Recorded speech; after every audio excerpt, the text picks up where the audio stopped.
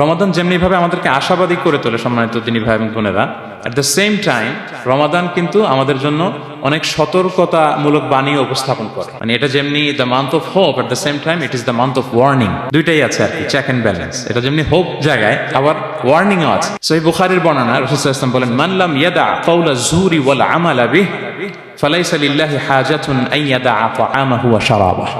রোজা রেখে যে ব্যক্তি মিথ্যা কথা, মিথ্যা কাজ মানে পাপ কাজ, অন্যায় কাজ ছাড়তে পারলো না, তার না খেয়ে থাকা, না পান করে থাকাতে আল্লাহর কিছু যায় আসে না। তার ওই রোজার আল্লাহর কোনো প্রয়োজন নাই। এটা জাস্ট উপোস, এটা জাস্ট অনাহার, জাস্ট আমি পানি খাইনি, আমি খাবার দাবার গ্রহণ করিনি, দ্যাটস ইট, এতটুকুই। এতে আল্লাহর কিছু যায় আসে না। এটার কোনো সিগনিফিকেন্স আল্লাহ তাআলার কাছে নাই যে রোজাও রাখলো আবার মিথ্যাও বলে, রোজাও রাখলো আবার গীবত করতেছে, রোজাও রাখে অন্যের জন্য অকল্যাণ কামনা করে, রোজাও রাখে খারাপ কাজ করতেছে, নিষিদ্ধ কাজগুলো করতেছে। তাহলে এই রোজা রাখা না রাখার সমান, এই রোজায় কোনো ফায়দা নাই। একটা ওয়ার্নিং পাওয়া গেছে না এখানে, যে ওয়ার্নিং, রোজা রেখে সাবধান, কোনো পাপ কাজের সাথে জড়ানো।